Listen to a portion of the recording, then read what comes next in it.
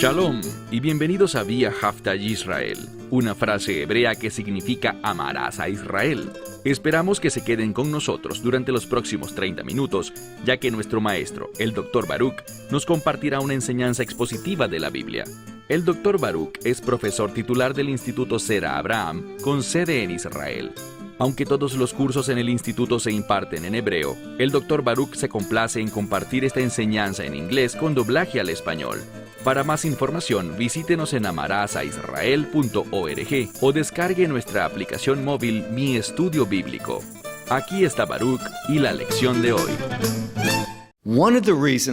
Una de las razones por las que una persona llega a la fe en el Mesías, es decir, que acepta el Evangelio, es debido a que quiere empezar a hacer lo correcto. Pero si una persona sabe lo que es correcto y no tiene intenciones de hacerlo, si no desea obedecer la verdad de Dios, entonces esa persona no es parte de la familia de Dios. Ahora, todos luchamos con hacer lo correcto. Hay tentaciones, debilidades, pero un verdadero creyente que ha sido redimido por la gracia de Dios, por la fe en la obra suficiente del Mesías Yeshua, de Jesucristo sobre la cruz, cuando una persona llega a la fe, ella deseará agradar a Dios. Insisto, si alguien no tiene tal deseo, sino que solo quiere los beneficios de Dios sin cumplir las responsabilidades que Dios nos ha entregado en su palabra, esa persona es un falso creyente. ¿Por qué lo digo? Toma tu Biblia y ve conmigo al libro de Mateo, capítulo 21. Evangelio de Mateo, capítulo 21. Hemos visto que el Mesías ha estado interactuando con los líderes de Israel, con un grupo de ellos. Ha discutido ciertas cosas, han surgido conflictos, y ahora una vez más, Él compartirá con ellos una parábola. Con frecuencia les he comentado que una parábola, en el idioma hebreo, ese término parábola, significa una enseñanza que nos debe gobernar, porque el término parábola se deriva de la palabra que significa gobierno, un poder que domina, una autoridad. Y lo que vemos aquí en las parábolas del Mesías son verdades de Dios que deben gobernar nuestras vidas, que necesitamos entender, escuchar sus palabras de autoridad para manifestarlas e implementarlas en nuestra vida. Iniciemos. Mateo 21, empezando con el verso 33. Oigan ustedes otra parábola. Una vez más, el Mesías está hablando, se dirige a toda una audiencia, pero primordialmente, y lo veremos al final de este estudio, primordialmente esta palabra se dirige a los líderes de Israel. ¿A todos ellos? No, solo a aquellos que han tomado una posición incorrecta, quienes se han levantado en contra de la verdad de Dios, en contra de sus propósitos. Esta palabra para escuchar, cuando les dice, oigan ustedes, Él desea que ellos cambien, que respondan correctamente. Y aquí hay una verdad bíblica. Cuando escuchamos la palabra de Dios, esa verdad debe producir un cambio en nuestras vidas.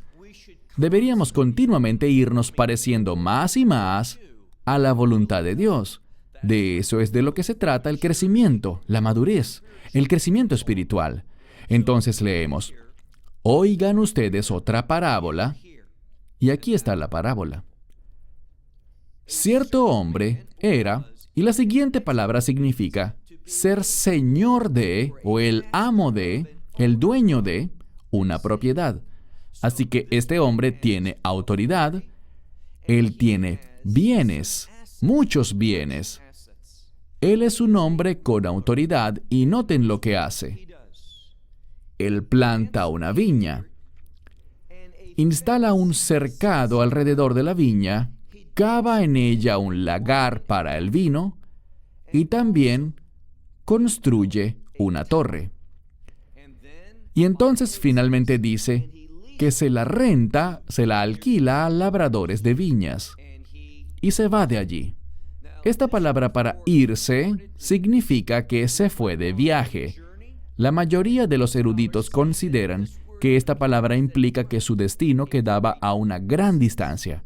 Y es obvio, él realiza una serie de acciones, construye este viñedo, lo equipa con lo necesario y luego se lo renta, presten atención, a individuos que eran labradores de viñas. Él escogió a la gente correcta basado en su preparación, a sus talentos, su experiencia, su profesión.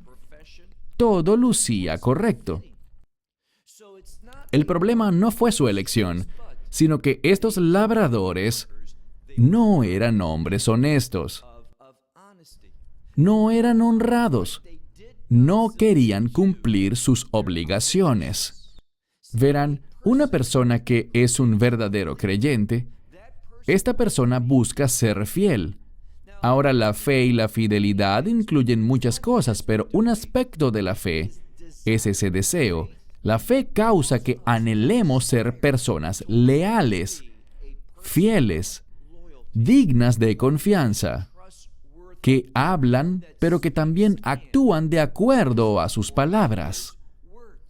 Pero estos individuos no eran así. Vamos a ver que estos eran labradores infieles y sin fe. Verso 34. Pero cuando la temporada de la fruta, es decir, el tiempo de la cosecha, cuando la temporada o el tiempo de las frutas llegó, el dueño de la propiedad envió a sus siervos a los labradores de la viña. ¿Para qué? Recuerden que hubo un acuerdo. Él alquiló su viña. Ellos trabajarían su viña y, obviamente, para el tiempo de la cosecha, ellos compartirían la producción de los frutos que se dieron. Así que dice que Él envió, verso 34, envió a sus siervos a los labradores de la viña para recibir sus frutos. Pero noten lo que ocurre. En vez de cumplir con el acuerdo, de ser personas honradas, personas que establecen un pacto y cumplen ese pacto, en vez de actuar así, leemos en el versículo 35 que después de tomar, ¿de quién habla? De estos labradores.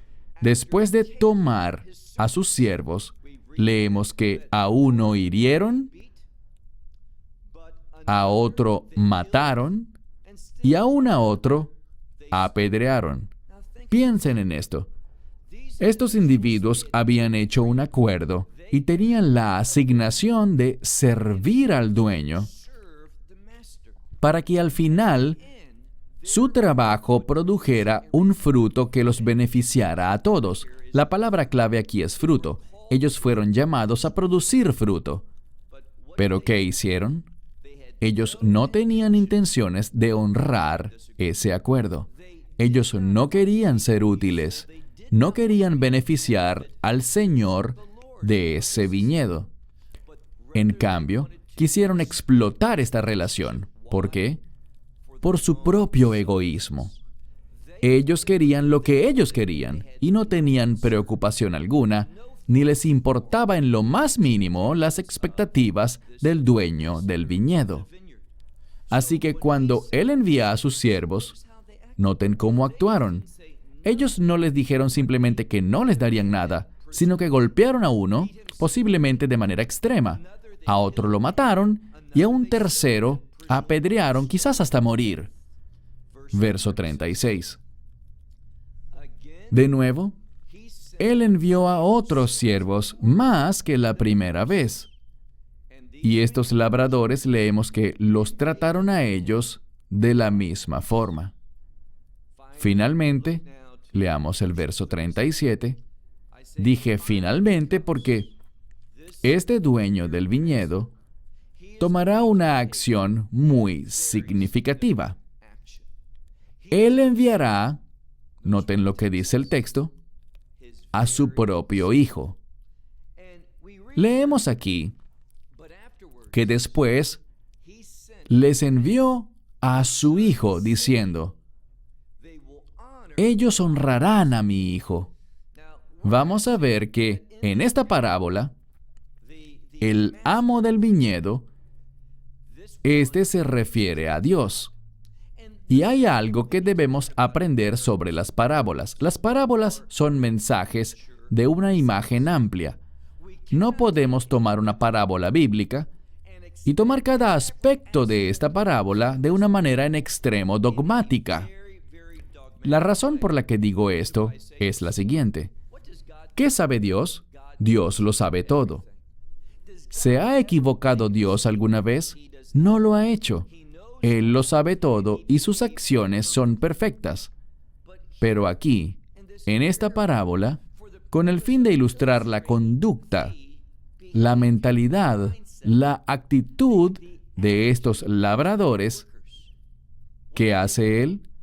Él dice, les enviaré a mi hijo, y la implicación es, ciertamente ellos lo van a respetar, lo honrarán, responderán adecuadamente.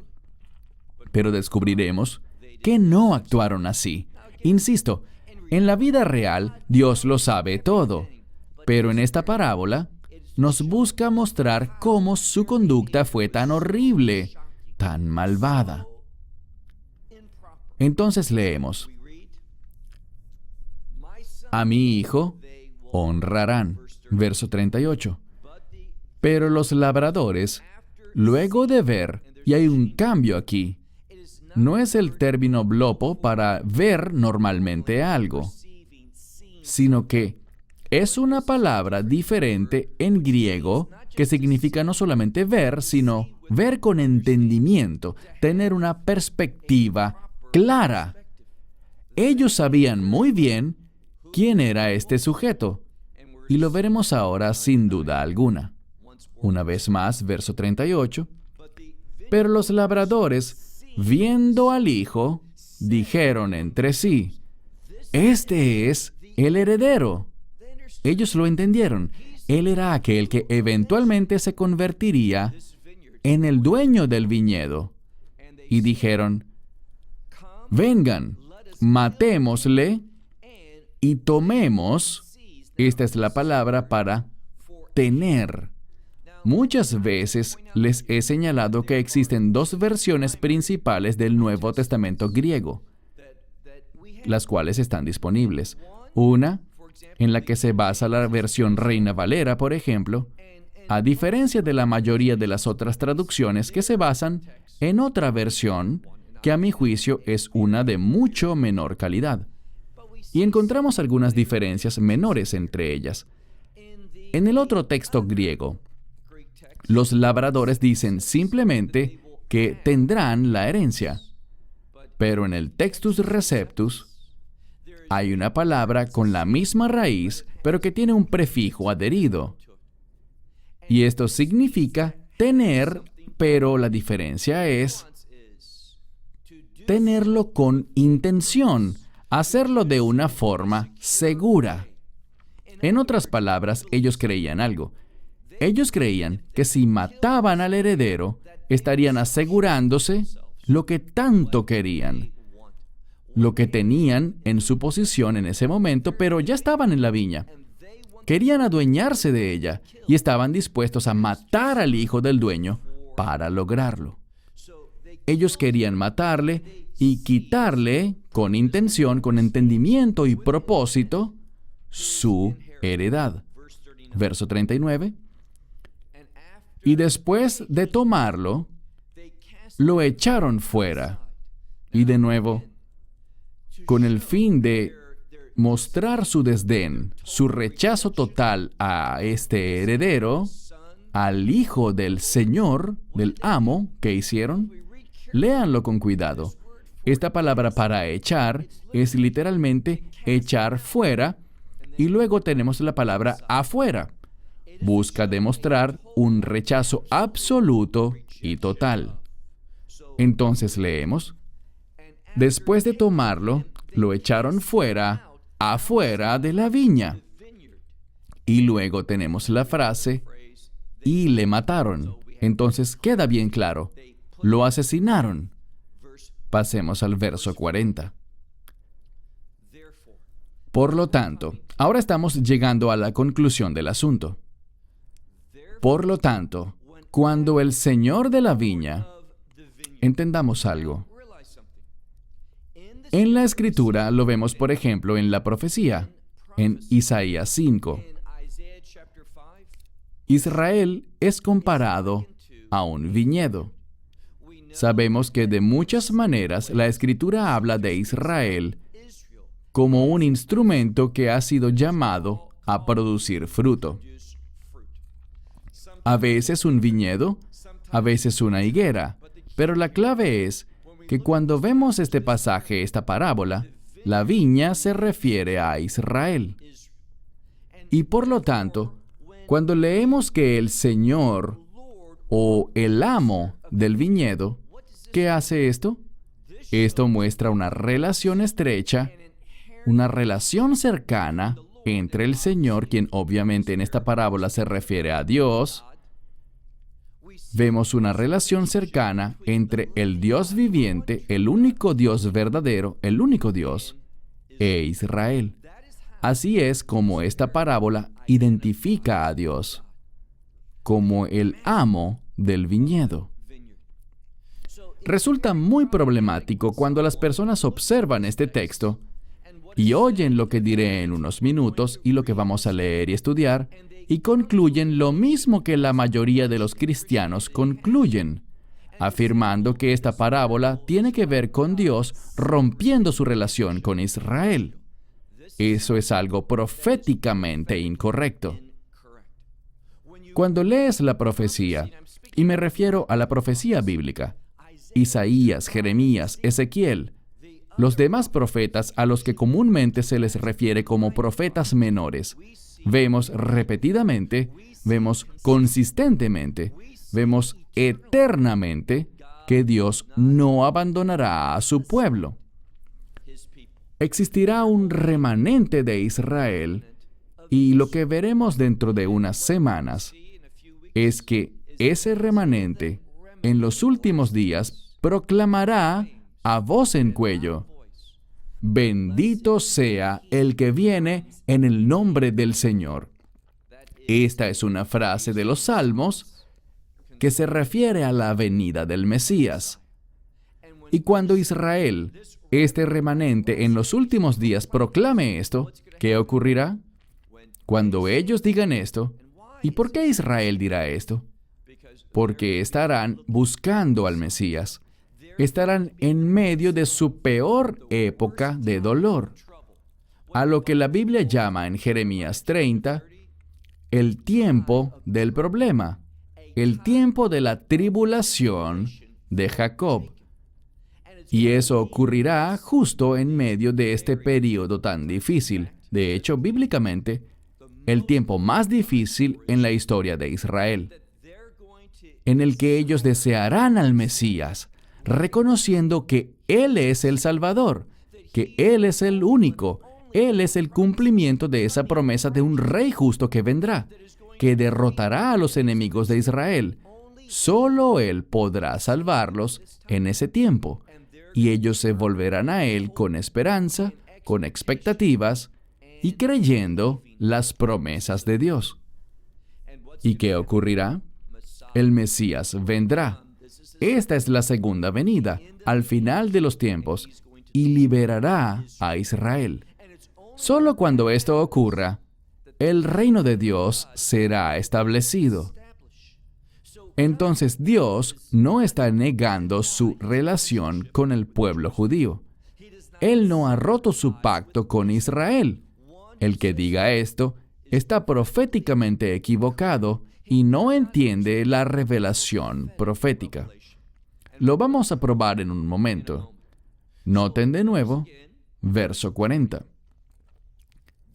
Por lo tanto, cuando viniere el Señor del viñedo, ¿qué les hará a aquellos labradores? Verso 41. Ellos le respondieron, es decir, la muchedumbre, los que estaban oyendo esta parábola. Ellos le dijeron, y me gusta la siguiente frase. Muchas Biblias la traducen de manera diferente, pero es la misma palabra en dos construcciones gramaticales diferentes.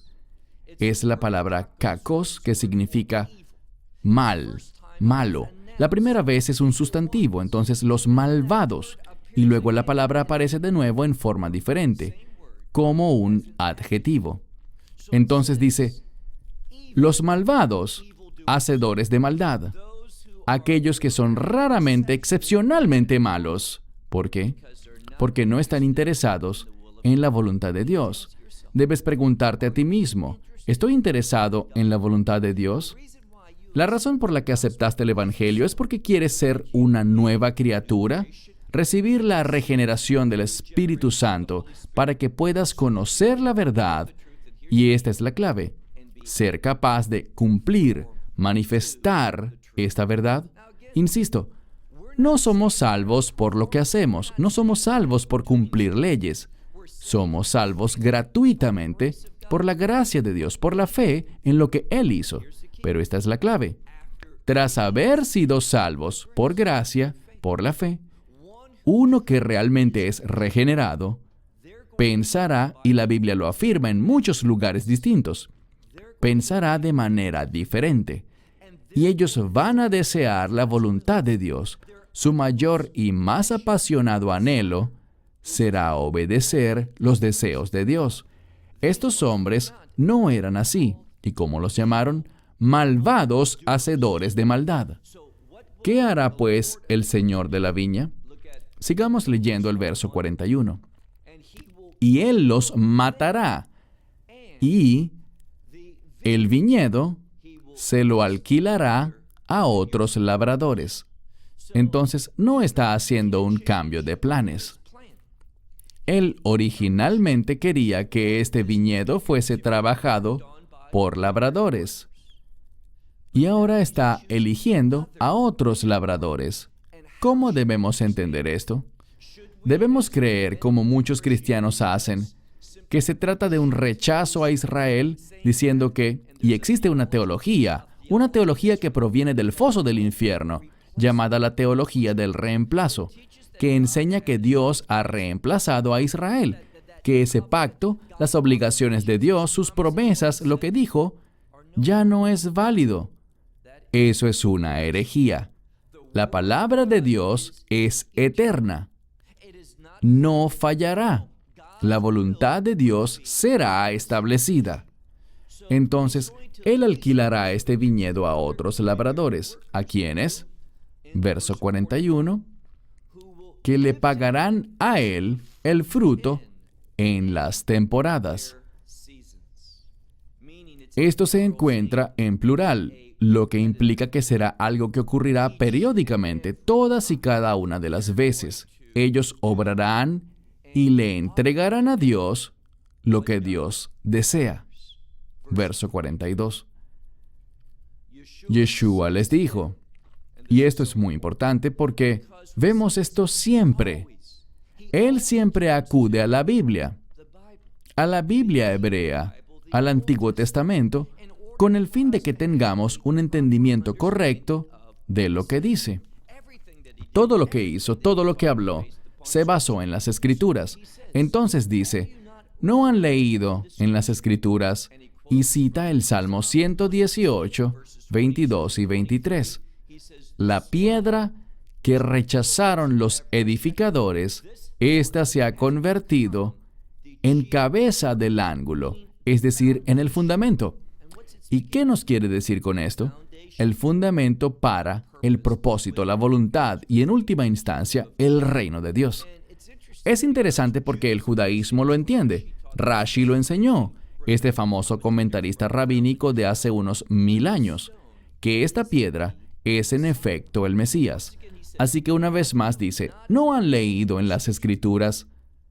La piedra que desecharon los edificadores, esta ha sido hecha cabeza del ángulo. Esto es del Señor y es maravilloso, escucha bien, a nuestros ojos. Yo creo que esta es una referencia por el plural, a nuestros ojos, quizás a la Trinidad, Dios Padre, Hijo y Espíritu Santo, o quizás habla de nuestros ojos en referencia a las cortes celestiales. Pero es interesante que diga a nuestros ojos. Por tanto, verso 43, por tanto les digo que el reino de Dios será quitado de ustedes. ¿Con quién está hablando? ¿Con Israel? No. Veremos sin duda alguna que cuando dice ustedes, está refiriéndose a estos líderes, estos individuos que no tienen el deseo de cumplir los propósitos de Dios. No están interesados en la voluntad de Dios. Entonces dice, el reino de Dios será quitado de ustedes y dado a, escuchen la siguiente palabra, es la palabra griega para etos, naciones. Bien, si tradujésemos esto al hebreo, desde el griego, usaríamos la palabra hebrea goy. ¿Y por qué es importante? Porque proféticamente, y esto es muy vital que lo veamos, normalmente la gente escucha el término goy y piensa en alguien no judío. Pero cuando leemos en Génesis ese hermoso pacto, el pacto abrahámico, ¿qué le dijo Dios a Abraham? Que tú te convertirás en un gran goy. Y a esto es a lo que se está refiriendo. Proféticamente, cuando leemos en los profetas, Israel, cuando se ponga a cuentas con Dios, cuando Israel se arrepienta y acepte la voluntad de Dios, será llamado un goy, en relación con esta promesa abrahámica que nos dice que la bendición vendrá. Entonces dice, será quitado de ustedes y dado a otra nación, que dé fruto, que haga sus frutos.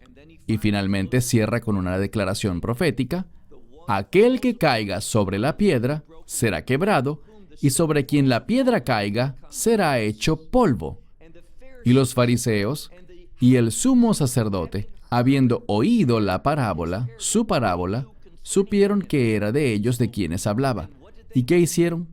Pues noten, era sobre ellos, no sobre el pueblo judío, ni sobre la nación de Israel, sino sobre estos individuos injustos y pecadores que no estaban interesados en hacer la voluntad de Dios.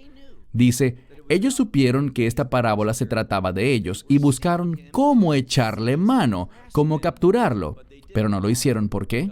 Porque temían al pueblo, porque lo consideraban, todos lo consideraban a él, al Mesías, como un profeta, un verdadero profeta. Shalom.